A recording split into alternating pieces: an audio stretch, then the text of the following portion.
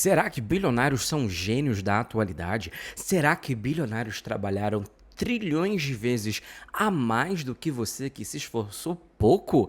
É isso que nós vamos conversar nesse episódio sobre bilionários, desigualdade de renda e se porventura bilionários deveriam existir ou não. Aqui nós vamos refletir sobre isso. Meu nome é Presley, eu sou economista e mestre em economia e você está no Presley Cast.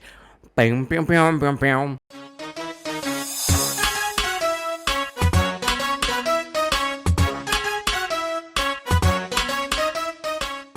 Provavelmente você já ouviu aquelas frases típicas que rolam na internet, você já provavelmente ouviu a minha pessoa criticando e falando bilionários não deveriam existir, é isso que está levando a gente para a masmorra do capitalismo e tudo mais. E sempre que a gente fala sobre essas ideias de falar sobre bilionários e tudo mais, sempre aparece um pobre, geralmente é um pobre, nem todo, mas sempre um pobre, que chega e fala assim: ok, vamos conversar aqui e defender o senhor bilionário, porque aí vem aqueles, né, a coisa de sempre. O bilionário tomou risco, o bilionário teve uma ideia, o bilionário investiu, né, todas essas pataquadas e absurdos que a gente consegue ouvir por aí, e discurso que geralmente vai reduzir, né, simplificar de uma forma talvez até besta a relação de um bilionário com a sociedade, falando que aquela pessoa conseguiu por causa de trabalho duro, risco, esforço e coisa geral. Mas será que, por exemplo, o Elon Musk, será que, por exemplo, Jeff Bezos ou qualquer outro bilionário, tal qual, até mesmo a própria Virgínia Fonseca, né, que eu ouvi falar que ela estava já entrando já ali na lista das bi, né? E não era sexual, mas sim bilionária. Será que eles trabalharam bilhões de vezes a mais do que a gente, né? Então a gente vai tentar analisar a fundo essa riqueza, de onde vem e por que a desigualdade como um todo, né? E isso na minha área de estudo dentro da economia, que é estudo da pobreza, economia social como um todo, desigualdade por iri, pão doce. Como que a desigualdade ela acaba sendo não somente retroalimentada, como também ela é uma base do capitalismo para gerar esses excedentes de riqueza que vão culminar ali na existência dessa galerinha aí chamada bilionário safado, tá bom? Então a gente vai tentar desmistificar um pouco essa ideia, né, de gênios visionários e tudo mais. Eu vou trazer aqui algumas informações para vocês, principalmente para ajudar nesse ponto dos debates, de conversar com o seu círculo social e tudo mais. E já te peço aqui para você deixar o seu like, caso você esteja assistindo pelo YouTube. Se você estiver assistindo por plataforma de áudio, siga, avalie o podcast. Deixa também um comentário, porque isso além de me motivar a falar assim, pô, bacana, a pessoa tá ouvindo, pô, maneiro, a pessoa tá ali gostando, isso ainda me faz querer fazer mais vezes, tá bom? Porque eu já falei várias vezes aqui pra vocês, se eu estiver fazendo essa merda pra ninguém ouvir, mas eu vou parar, porque eu não sou idiota, né? Eu tenho mais o que fazer, filho pra criar, tô aqui com um shih tzu aqui debaixo de mim aqui, lindo, maravilhoso, doido pra ser apertado, pra ser mordido, e eu vou estar aqui gravando pra ninguém ouvir. Então, por gentileza, dá essa devolutiva aqui pedindo, porque é importante pro meu trabalho também. Mas vamos dividir. Eu dividi aqui em 3 partes, né? Eu dividi pra gente analisar o primeiro ponto, né? Que é a famosa ilusão da meritocracia, que é o que geralmente precede essa ideia do que é a trajetória do determinado item lá de iguaria chamada bilionário, né? Então, por exemplo, hoje tem uma pesquisa que foi feita pela Economic Policy Institute, lá dos Estados Unidos, que averigou que em 2020 os CEOs das 350 maiores empresas dos Estados Unidos ganhavam, em média, 351 vezes mais que os seus funcionários médios. Ou seja, pega todo mundo que tem na empresa, tira a média salarial, encontrou uma média do tanto que eles pagam. A partir daí, você tem 351 vezes mais o salário desses famosos CEOs, tá? Em 1965, a gente não estava nem sonhando em botar o pé aqui nessa terra tupiniquim, né? Essa diferença era de 21 vezes. Ou seja, o salário médio do funcionário era 21 vezes mais baixo do que do dono da empresa, ou, na caso, como a gente chama hoje, no LinkedIn, CEO. Por que eu estou fazendo isso? A disparidade do salário, ela explodiu conforme o capitalismo como um todo foi se afunilando. E aí tem gente que fala e defendendo o bilionário, falando, ah, mas o bilionário trabalha mais. Será que realmente, por exemplo, em 2020, o bilionário trabalhou, o CEO trabalhou 351 vezes mais do que aquela pessoa, o funcionário médio? Então fica aí a reflexão no ar, né? E antes da gente conversar sobre isso, tem ainda o caso do Brasil. Os 90 maiores CEOs do Ibovespa receberam juntos mais de 11 bilhões em um ano apenas, de acordo com a CNN. Então, o que a gente pode entender dessa forma aqui? Se você tem um grande montante de renda sendo recebida através de trabalhos ali, tem uma relação talvez de disparidade. E aí que entram essas questões. Ah, fulaninho assumiu risco, fulaninho construiu isso do zero, e tal. Aquela ideia do Elon Musk, né? Muito foi discutido durante um tempo de que a família dele era de. Tinha jazida de diamantes e tudo mais, e é por isso que veio a riqueza dele e tudo mais. E aí algumas pesquisas mostraram que não era bem assim que funcionava. Então não é muito certo. Então a gente não vai contar aqui com essa história como se ela fosse 100% real, né?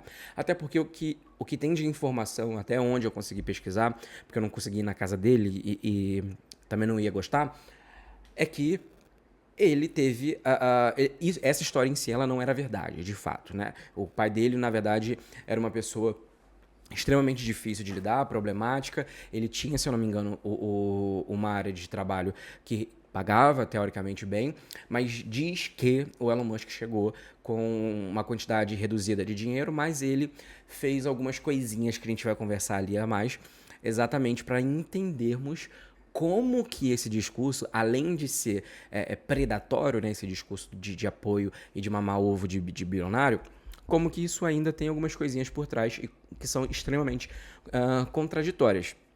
Só que a gente entende que, por exemplo, existe o esforço inicial, e esse esforço inicial, ele se compara muito com os esforços dos funcionários médios. Então, óbvio, existem várias empresas, e aí a gente poderia passar horas aqui conversando sobre cada modelo de negócio, cada tipo de empresa, e aí existem essas empresas que chegam e falam assim pra gente, ó, fulano, o dono da empresa, ele trabalhou durante 5 anos, muito, às vezes até acima da carga horária média, para conquistar o que ele conquistou. E aí a gente precisa sempre analisar esses pontos, assim, isso quando a gente está falando de bilionário, tá, gente?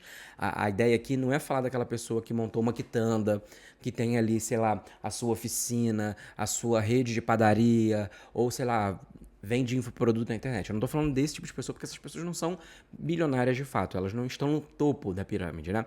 A gente tá falando daquela pessoa que começou lá atrás e teve um conjunto de ações e de medidas e, digamos assim, pequenas sortes, né? Caso você não esteja assistindo a versão com vídeo, eu tô fazendo entre aspas justamente para isso, né? Porque o risco em si que foi tomado, os investimentos e todo o trabalho, ele acaba sendo diluído ao longo do tempo e sendo trocado por exploração de mão de obra. E aí, quando a gente está falando sobre exploração, né, esse tipo de geração de emprego, eu não estou falando de exploração, tipo, tá lá o Elon Musk com a chibata atrás das costas do pessoal da Tesla, hoje o pessoal do Twitter tá lá mexendo nos códigos-fontes do Twitter, apanhando de chibata, amarrado. Não, não é isso. Exploração não nesse sentido, mas exploração no sentido de extração. Então, quando você extrai trabalho de alguma pessoa, isso é natural, isso faz parte da estrutura que a gente está envolvida, né? Você acaba explorando, você acaba tirando um excedente ali, que é geralmente maior do que aquilo que está sendo pago para aquela pessoa, né? Então, esse excedente, digamos, do que foi gerado e daquilo que é pago, o Karl Marx, por exemplo, nas obras dele, ele chama de mais-valia, que é basicamente a diferença entre aquilo que você produziu e aquilo que você recebeu. Então, digamos que você produziu 40 laranjas, mas você recebe 10 laranjas de pagamento. E a mais-valia são 30 laranjas nesse caso. Então, esse que é o conceito, né, dito em relação a isso.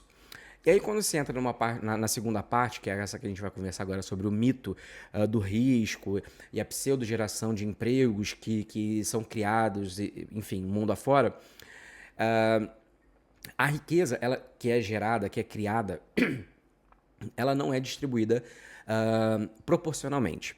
E aí eu até concordo com algumas perspectivas que falam, tá, mas tipo, não tem como a pessoa que está lá no topo distribuir proporcionalmente para todos os funcionários. Ok, a gente não está falando em igualdade, mas a gente está falando aqui em uma quantidade enorme de desproporcionalidade. Como eu falei lá em cima, né, nós temos ali uma diferença de 351 vezes. Não é tipo 4 vezes, 5, 6 vezes. Não, são 351 vezes. Então essa geração de riqueza, como eu falei, ela fica concentrada nessas pequenas quantidades de pessoas. Então, por exemplo, um funcionário da Tesla, da Amazon, enfim, de qualquer outra empresa de bilionário, ela vai gerar bilhões, vai gerar milhões em anos para aquela empresa. Mas ela vai receber um salário que não vai refletir um percentual mínimo para aquilo. Então, quando a gente coloca isso em perspectiva das necessidades humanas, todos nós temos as mesmas necessidades. O ser humano precisa do básico ali, né, para comer, sobreviver, se alimentar, tomar água, remédio, se precisar, saúde e paraná.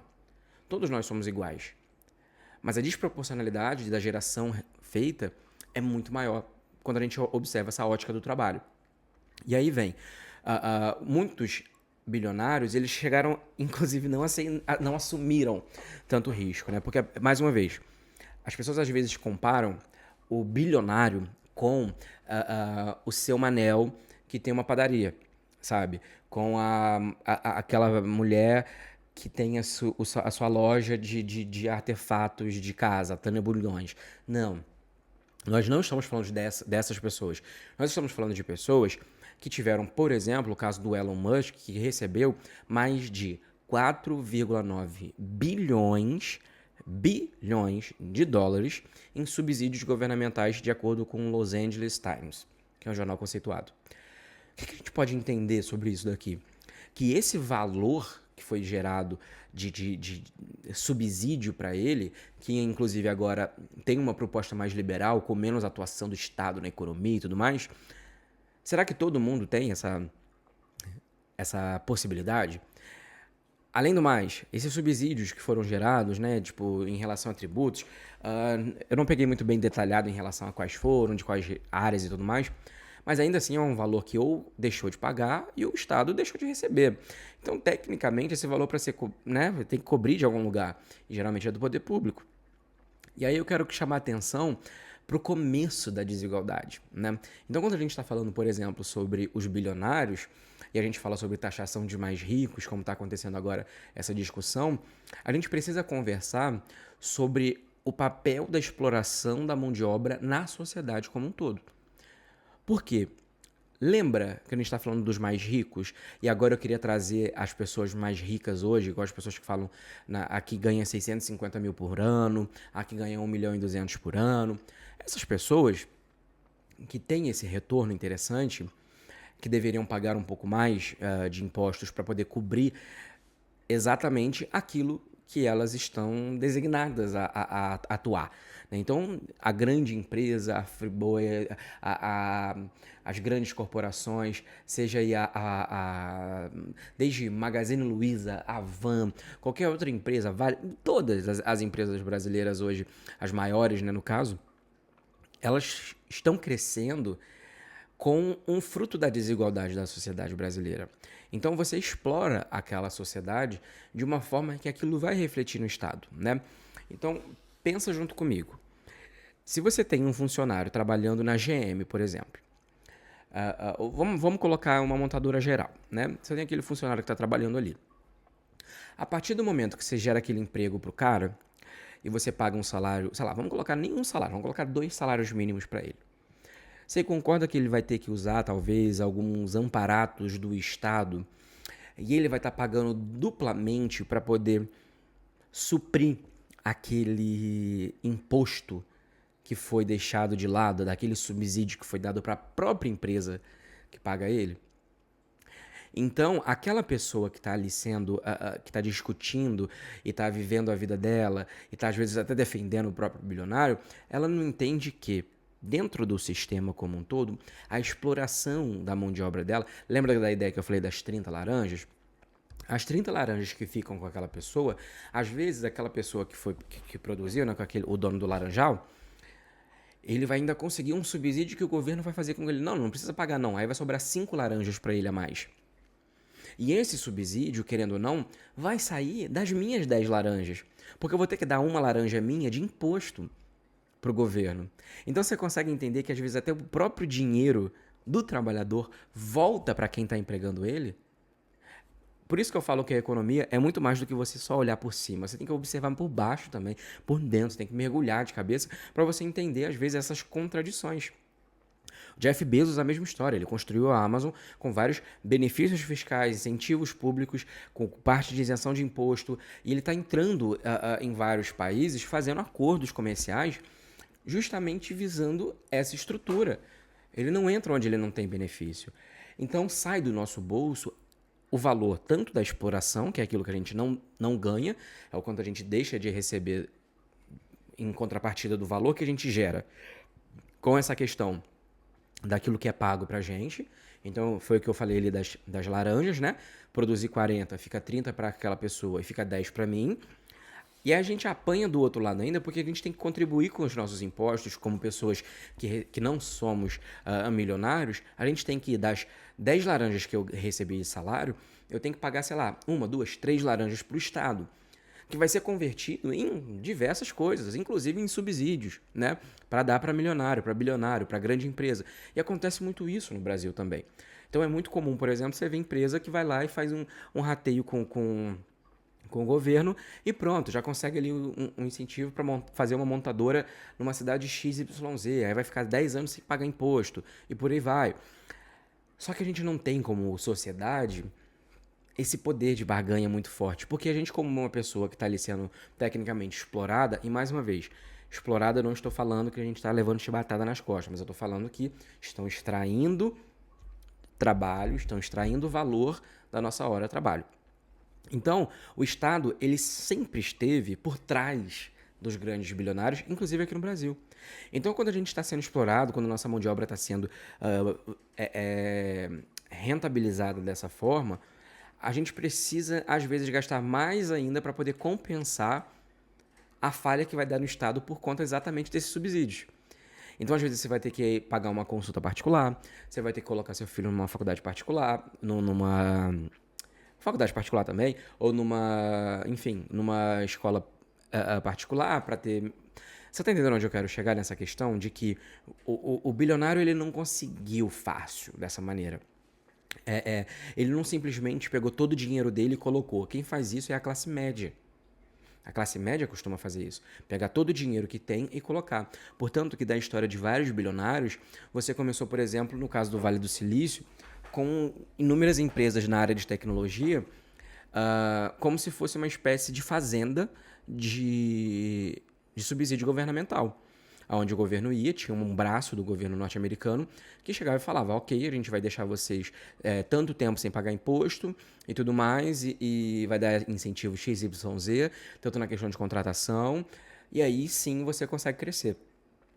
E aí que entra esse ponto, né? Quando a gente está falando... E por que eu estou dizendo isso? Eu estou dizendo que, trazer incentivo é ruim, então. Não é isso que eu estou querendo falar aqui.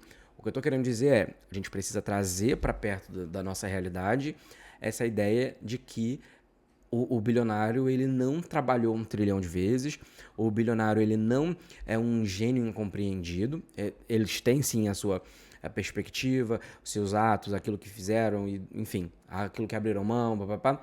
Mas não é tão assim do tipo, nossa, aquela pessoa ficou ali naquelas garagens, que também já foi desmentido por aí várias vezes, que ficavam trabalhando 24 horas por dia, papapá. Não era bem assim que funcionava, né? E até porque grande parte das empresas que hoje são bilionárias, em momentos estratégicos precisaram às vezes pedir socorro para o governo, e o Estado é geralmente quem assume esse determinado risco, coisa que para a gente é muito difícil. Então, por exemplo, se você tem a sua empresa ali, sei lá, você tem a sua loja de ferramentas pequenininha na sua cidade e tal, e com muita dificuldade você tem ali... Você não consegue chegar e pedir uma recuperação judicial, você não consegue chegar e ir no Estado e falar assim, poxa, me dá aí 1 ano de isenção de imposto, pelo menos para eu conseguir dar uma suavizada. Não, a sua única saída é o quê? É ir atrás de outro bilionário, que é o quê? Que é um banco, para poder pegar crédito a juros caros. Então você está vendo que até a própria classe média, que é empreendedora e que às vezes ovaciona o bilionário, ele também é refém desse sistema que acaba explorando as pessoas, tirando valores e concentrando cada vez mais. Então é como se a gente estivesse falando de uma grande piscina que está na diagonal. Você pode jogar água em cima o tanto que você quiser, que sempre essa água vai empoçar do outro lado. Porque se ela tiver com uma inclinação que seja, menor que seja, ela vai continuar tendendo para baixo. Então é basicamente isso que acontece, né? Aí na parte 3 daquilo que eu dividi aqui, vem essa ideia da exploração e do desemprego tecnológico também, que agora, com a nova inserção de tecnologias cada vez mais rebuscadas, nós temos a acumulação através da mão de obra, como eu falei, né? A gente veio conversando aqui exatamente sobre isso, o ponto de que você tem um crescimento da exploração da mão de obra, que separa, que é aquilo que a gente chama na economia de alienação produtiva, que é quando você trabalha, por exemplo, numa fábrica de carros, sei lá, tipo, você é desde o montador que faz a peça, ou aquela pessoa que mexe na tintura, ou até mesmo o vendedor. Só que você nunca vai conseguir comprar aquele carro que você, enfim, está produzindo, porque custa, sei lá, 6, 7 anos do seu trabalho, sabe? Tipo, ir por baixo, assim. Então, são coisas que a gente consegue observar e entender que, no contexto geral, você tem um fator que é a exploração de mão de obra, a extração, que gera muito mais valor e não é equalizado, tanto pela sociedade quanto também pela estrutura dentro do mercado de trabalho. Porque não tem como você chegar e falar assim, ok, eu produzi um carro para você, ou até coisas mais. Você pode estar aí pensando agora no seu trabalho, ou reproduzindo para você, enfim, no seu segmento, botar a mão na consciência e falar assim, pô, no meu trabalho, eu gero tanto de trabalho, de valor para essa empresa e tudo mais. E eu recebo X. Então, pô, tem um delay ali. Só que esse poder de barganha a gente não tem tão forte, né? E aí entra essa terceira parte que eu quero falar agora, que muda da alienação produtiva, que é da questão da alienação pela tecnologia. Que é o quê? É o fato de que a adoção atualmente, de acordo com a pesquisa do ESL Sistemas, a adoção de tecnologias hoje, no mundo todo, em média, cresce 60% mais rápido do que a contratação de funcionários. Ou seja, as grandes corporações estão muito mais suscetíveis a contratar tecnologia do que contratar mão de obra. Ou seja, sabe o agronegócio, que eu costumo falar aqui exatamente sobre esse ponto, de que o agronegócio ele não é muito dinâmico, e é por isso que eu sou contra a gente ter tanto incentivo, tanta isenção do agronegócio, mesmo sendo a produção de comida, justamente porque o agro agora, desde, sei lá, desde de 20 anos atrás, ele teve exponencialmente um crescimento em uso de tecnologia. Então você acaba tirando mão de obra de algumas pessoas e trocando por um custo que você vai ter unitário.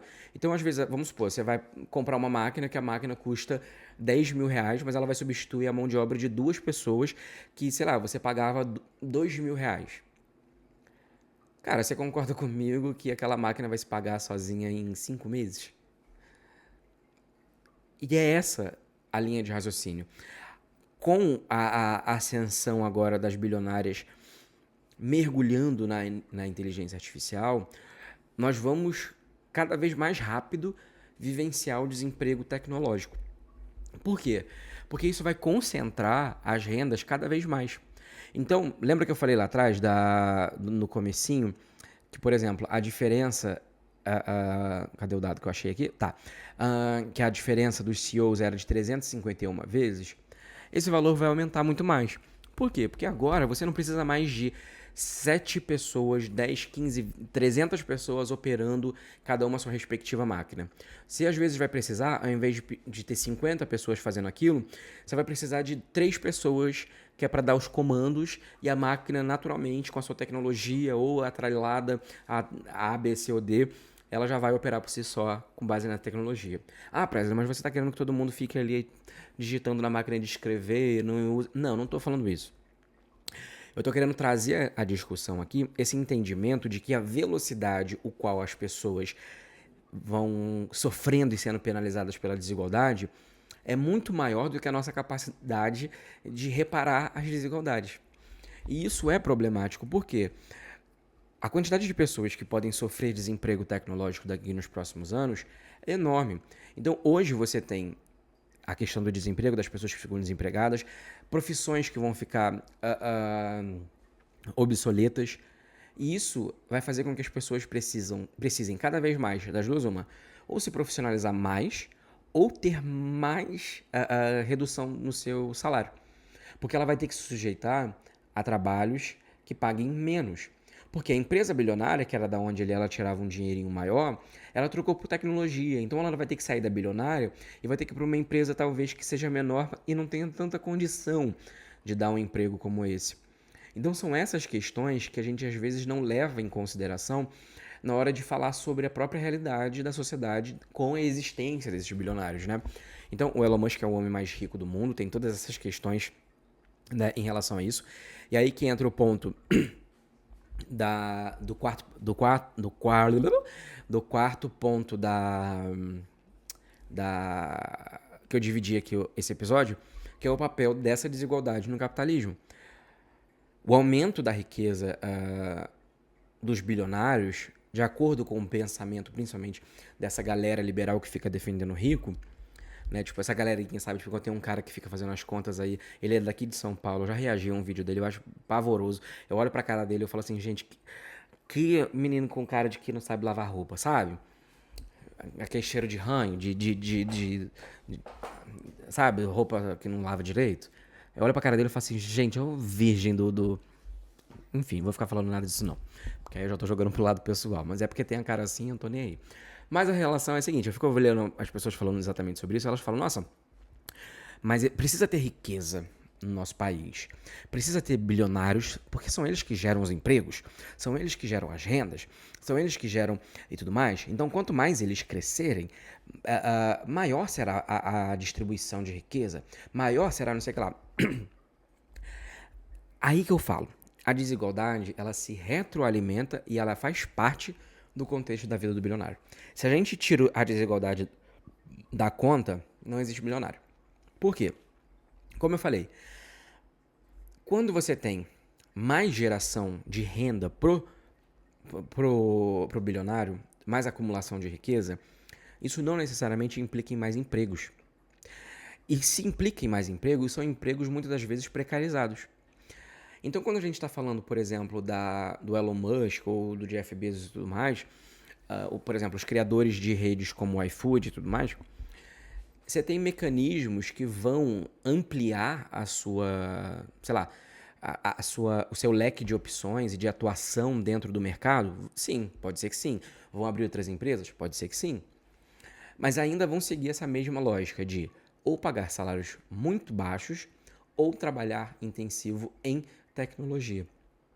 E quando você trabalha intensivo em tecnologia, recebendo o subsídio do Estado, você não tem como jogar para a sociedade alguma devolutiva. Você está entendendo onde eu quero chegar? Uma coisa é você criar uma empresa que vai fazer com que haja toda uma harmonia dentro daquele sistema, que vai fazer com que as coisas aconteçam. Outra coisa é você sugar os recursos naturais daquele local, sugar-lhe a mão de obra e ainda assim ter gente defendendo, falando que isso é uma coisa boa. Então, quando a gente observa para a nossa própria realidade, a gente precisa analisar que que a existência dessa acumulação excessiva de riqueza vindo dos bilionários não significa mais empregos. Significa menos empregos e salários mais baixos. Não somente na empresa dele, como nas outras também. Até porque toda vez que um bilionário, ao invés de criar, por exemplo, sei lá, o banco, que tinha alguém para poder ajudar num chat, num telemarketing da vida, e agora substitui por uma inteligência artificial, você tem aquela pessoa ali que fazia o telemarketing, que já não recebia muito, tendo que fazer outra coisa. E como o número de pessoas desempregadas acaba ficando cada vez maior, você tem um nível salarial diminuindo. Porque agora são mais pessoas procurando um emprego e mais pessoas se sujeitando a trabalhar por menos porque precisam sobreviver. Então, quando você coloca isso em perspectiva, a lógica é muito simples. Se todo mundo tivesse um salário digno e condição de vida confortável para viver, poucos iam topar ter uma jornada exaustiva por, sei lá, um salário mínimo. Então, por isso que o sistema precisa se retroalimentar assim. Porque senão você tem uma redução dos privilégios desses bilionários. E mais uma vez, a concentração de renda, ela não é só um errinho. Ai, nossa, a concentração de erro é um. Né? Não, ela é uma parte fundamental que vai continuar sendo intacta. Enquanto não cutucarem a onça com vara curta. Porque o bilionário ele vai investir tanto para influenciar no governo, que é o que acontece, para que mais pessoas como ele vai ter cada vez poder, e ele vai ter mais poder sobre o maior número de pessoas possíveis. E essa é a estratégia do Elon Musk agora nesse momento, que inclusive é uma figura extremamente controversa para tudo. Né? Ele vive à base de energético, remédio para dormir, remédios para tratar da depressão. Ele já declarou já que usa substâncias ali que são consideradas como ilícitas para muitas coisas. Então a gente tem o homem mais poderoso do mundo, que é o homem mais rico do mundo, sendo uma pessoa que possivelmente está tendo vários desvaneios para cima e para baixo. E possivelmente é uma pessoa que inclusive tem umas ideias, por exemplo, ele tem filho, uma penca de filho, porque ele quer que os genes dele sejam passados adiante. Ou quão bizarro isso. E de acordo com algumas coisas que eu li sobre a pessoa Elon Musk, ele é uma pessoa que ele não é nem afeito às relações sexuais. Muitas dessas reproduções foram feitas por inseminação. Porque ele quer reproduzir os genes dele como uma figura que vai povoar a Terra, que precisa ter os genes, que para ele são genes diferentes e são superiores. E isso explica muito das recentes ações dele, né? E o fato dele estar hoje associado ao Trump não é para que ele, eu vou mudar o mundo, vou transformar no mundo melhor. Não, é que mais pessoas como ele tenham mais poder também. Então, por exemplo, hoje, 1% da população mundial, segundo uma pesquisa da Oxfam, detém quase 50% da riqueza do planeta. Eu disse 1% da população mundial tem mais da metade da riqueza gerada do planeta. Os 10% mais ricos hoje no Brasil concentram 60% da renda nacional. Enquanto os outros 50% mais pobres vão ficar apenas com 10%. Então você está entendendo onde eu quero chegar? Que a existência de bilionários não é algo natural. É o resultado de uma estrutura. Só que a existência de bilionários, ela não é democrática. Não é assim, eu posso ser bilionário, você pode ser bilionário. Todo mundo pode ser, só quem quiser. Não. Existe uma série de fatores que vão fazer com que a gente conclua que o bilionário, ele não é somente uma pessoa inteligente. Ele não é um gênio. Ele é privilegiado. Por vários motivos. E algumas pessoas têm um rancinho quando a gente fala privilegiado e acham que a gente vai jogar a cultura woke, né? Que a cultura woke é a cabeça da... Mas a gente precisa observar que existe essa relação do que é verdade e daquilo que é mentira, contada principalmente por esses bilionários e pelas tietes de bilionários que exatamente ganham dinheiro e continuam se mantendo no poder, fazendo essas tietes defendê-los gratuitamente na internet, na política e tudo mais. E isso acontece aqui. A gente não tem tantos bilionários assim no Brasil ainda, mas nós temos milionários que estão caindo, estão indo na mesma direção. Então, quando você tem, por exemplo, um congresso que é contra taxar dividendos, sendo que nós somos um dos poucos países do mundo que não paga imposto sobre dividendo e que a gente tem uma carga tributária muito baixa em cima das pessoas mais ricas, você tem um congresso que defende isso, um congresso que apoia jogar bilhões de reais para o agronegócio, que já tem muito dinheiro em isenção.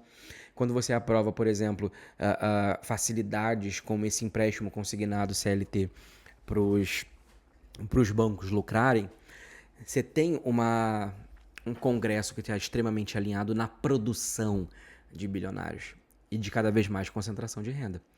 Então a maioria vai enriquecer da mesma forma que eu falei aqui do Elon Musk, do Jeff Bezos e todos os outros.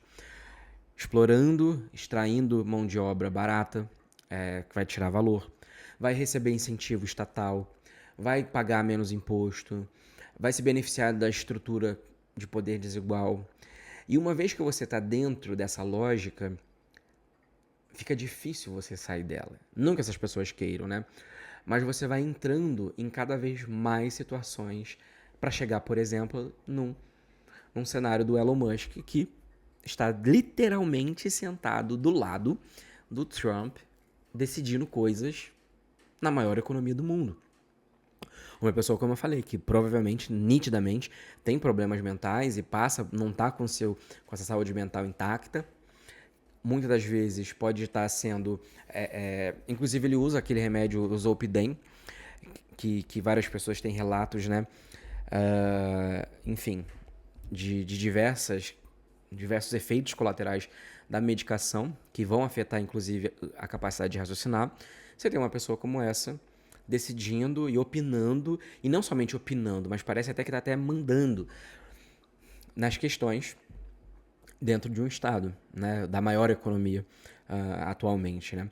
Então, assim, quando você coloca tudo isso em perspectiva, a gente precisa enxergar que, olha, o bilionário, ele não foi um grande gênio da sua atualidade. Ele não foi um herói, né? A gente não vai vilanizar, falar, nossa, todos eles são os vilões, que nananã e tudo mais. Não, mas são pessoas que vão levar as suas visões, ideologias e aquilo que elas acreditam acima da existência de várias outras, né? Então, quando você tem, por exemplo, uma figura aqui no Brasil que apoia, por exemplo, figuras como Bolsonaro, como Nicolas Ferreira, como essa galera dos governadores, tipo Tarcísio e tudo mais, você tem essas pessoas com costa... Você tem as figuras políticas acabam ficando com costa quente para defender essas pessoas. E quando você defende os interesses dos grandes e bilionários, você vê que essas fortunas elas não foram feitas com muito trabalho, mas sim com essas coisas que eu falei. Exploração do trabalho, incentivo, facilidades, coisas que seu parente, que outras pessoas que estão às vezes na luta tentando fazer com que as coisas aconteçam de fato, não conseguem ter com tanta facilidade. Então essa estrutura mostra pra gente que o capitalismo ele não vai distribuir a riqueza. Diferente do que muita gente fala. Muita gente defende que o capitalismo... o capitalismo, a economia não é jogo de soma zero, porque a gente gera riqueza. Tá, mas tipo assim, o tanto dessa riqueza gerada, será que realmente está sendo compensada no tanto que eu tenho que usar esse dinheirinho? Porque a riqueza, às vezes, que é gerada, você vai receber, no final das contas, uma migalha, um chorinho, um respingo daquilo que foi gerado. E o quanto que você cooperou para que essa grande, enfim, cascata caia nos colos do bilionário. E o quanto que depois você vai ter que recuperar no sistema, na sociedade como um todo. Porque você está recebendo uma migalha, um splash de nada ali. Mas você está pagando boa parte desse splash de imposto. Que pode ser convertido, sim, em subsídio, que vai ser deixado de ser pago, no incentivo, e por aí vai. Até a transferência direta, em forma de crédito para grandes empresas. Então, é importante a gente observar que o bilionário ele não é uma figura que nasceu da sua boa capacidade de pensar. Ele é um fruto de um sistema em que determinadas pessoas com determinados níveis de privilégios, ganhos, renda e por aí vai, já saem na frente. E a tendência é aumentarmos o número de bilionários justamente porque nós estamos aumentando o número, às vezes, na média de pessoas que estão vivendo na desigualdade. E observe que existe também esse discurso de que o capitalismo reduziu a pobreza. Ok, mas o quanto daquela pobreza está sendo calculada? E esse discurso que as pessoas falam que o capitalismo gerou mais riqueza, ele é quebrado de uma forma muito simples. De que, primeiro, A conta que foi feita, né, isso mais numa parte técnica para explicar a vocês aqui, mas eu não vou entrar a fundo. Ela leva em consideração todos os países, inclusive a China, que não é capitalista. E a China, no ano que essas pesquisas saíram, foi o boom da China, inclusive que espelhou até aqui pra gente no Brasil, que foi o rolê do boom das commodities e tudo mais. Então não tem como você falar que o capitalismo ajudou, sendo que você tinha ali boa parte dessa riqueza gerada e da pobreza reduzida veio de um país que, né, no caso, não é capitalista. E aí outra questão também é a pobreza calculada é muito baixa. Então, se você está gerando, por exemplo, bilhões de reais por mês para uma empresa, se ele pega os 300 funcionários e tira essas pessoas da margem da pobreza, sei lá, vai custar para ela por mês 300 mil, sabe? Já vai tirar ali boa parte daquela galera da pobreza. Então essa que é a conta que eles estão fazendo. Então você vê, 300 funcionários, né? Eu estou fazendo uma conta aqui de ilustração, né? Não é fatídica, mas só para a gente poder entender a linha de raciocínio e ver que isso existe. Mas tipo, 300 funcionários que você tira que não estavam recebendo nada, eles vão te gerar 200 milhões que seja. Se você paga R$ 1.000 para cada um, R$ 2.000 para cada um, você vai ter R$ 600. R$ 600. Você vai ter um salário ali de 2 para cada um. Faz as contas aí. Você vai ter uma grande quantidade ali de 600 mil reais de custo de mão de obra que te gerou esse tanto. Ah, mas aí tem insumo, tem isso, tem os gastos, tem risco. Aham. Bota isso na conta e depois me fala se ainda assim não é desigual. Então, o bilionário, ele é o erro, ele é o resultado errado de um sistema desigual. Então ele não funciona de uma forma extremamente natural, como se fosse aquela pessoa que está construindo o negócio dela e está prosperando. A gente não tem que olhar o bilionário como uma pessoa próspera. A gente tem que olhar o bilionário como uma pessoa que teve toda essa trajetória que não foi de prosperidade intelectual ou de trabalho, enfim, mas sim resultado de uma sequência de desigualdades e de exploração em cima de outros seres humanos que possuem as mesmas necessidades físicas, biológicas do que ele. Então é isso. Esse foi o episódio de hoje. Compartilhe esse vídeo com alguém que você, enfim, ache que pode ser interessante. Inclusive para você que tá ali desenrolando com aquela pessoa, de flerte, de date. Manda esse episódio e fala assim, e aí, o que você acha? Porque é uma grande linha de corte, né? Uma grande red flag aí. Aquela pessoa, tipo, pô, se aquela pessoa defende bilionário, pô, será que realmente vale a pena eu ter algum tipo de relacionamento com este ser humano? Fica aí a reflexão no ar. Pode ser interessante para você ter ali um livramento. Pode ser que seja esse momento aí para você. E é isso. Muito obrigado por terem assistido até aqui. Foi e é um prazer estar aqui fazendo esses episódios. Espero que tenha ajudado. Mais uma vez, conto com tanto vocês divulgando, me ajudando, postando nos stories que estão ouvindo. Eu adoro quando vocês postam. E também compartilhando com seus amigos, compartilhando com as pessoas, comentando aqui embaixo, fazendo aquela avaliação também que me ajuda a chegar no ranking aí para poder ser bem avaliado e ser entregue também pela plataforma. No mais, ótima semana para vocês. Foi um prazer conversar sobre bilionário e tacar o pau neles. Beijo no coração e até a próxima.